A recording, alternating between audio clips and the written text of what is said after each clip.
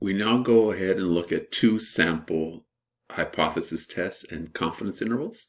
You'll see at the top the names of the procedures we'll be performing: two proportion z-tests, intervals, z-intervals, t-tests, and t-intervals, and the new test called a paired t-test, which involves dependent samples, which we'll take a look at later on.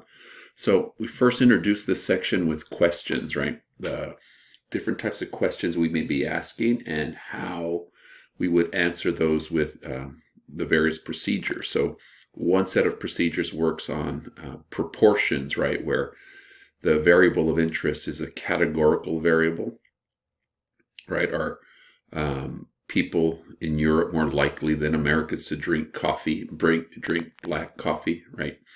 And so analyzing the proportion of people who drink black coffee in America versus Europe, right? We're comparing two samples, and that's where we get the language of two samples. In that case, it's Europeans versus Americans. Of course, you can think of many different groups that we would be comparing within your world, within our world, Republicans and Democrats, right? Especially around election time, different age groups. Anytime we talk about inequalities in the world, right, we're many times talking about either racial inequality, gender inequality, right? They're usually between groups, right, where we're comparing groups and results.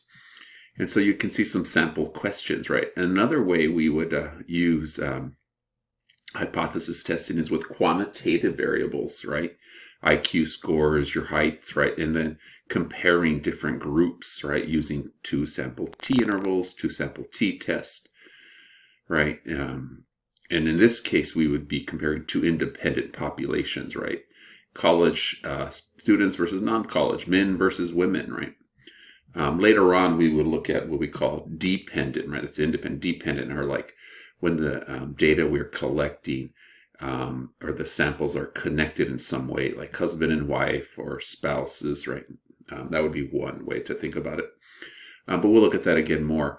And in the context of these two sample tests and these comparisons, we want you to start to build an intuition around what we're actually doing within those cases. And what we're doing is calculating the differences between those two groups, those two independent groups, looking at the difference, right? And you may remember from elementary school this idea of difference, right? The difference is the answer to a subtraction problem, so you can see the answers to these questions here when you think about it, right? 7 years older, 5 years longer. And again, even when you look in the context of like question 2, even just that difference, we're going to subtract the years, but of course you would want to start to think about what other variables would be causing those differences. And again, that's your development of statistical thinking, right? Why would citizens of Japan live longer than Americans, right?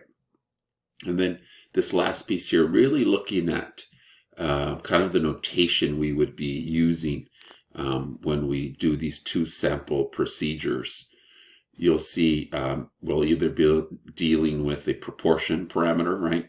Or a mean, right? A population mean. So you can see, so for example, if you're comparing Jerry and Antonio's commute times, right? What does this mean, right? If you get a negative answer, the means of Jerry's minus the means of Antonio's, right? What that means is his commute is longer, Antonio's is longer, right? The answer is negative. Since the difference is negative, we know the first one is smaller than the second one, right? Jerry is less than Antonio, or we can say Antonio is greater than Jerry, the means, right? And so you want to make sure you kind of get through this notation here. Also, when we look at if their values are the same, right? If they have the same commute times, then we know their differences equal 0. And so it's important to know and recognize this this language here, right? So when we see this type of language here, it's important to know like something like this here, that's the same as saying, let's do that again. That's the same as saying that if we subtract, like we had over here, right? Jerry's age minus the mean of not age, sorry, commute times, that would be equal to 0. Those are equivalent statements there. So we're going to use that notation, right, with the key idea that when we compare two values, right, or two groups here, we're going to be looking at the differences.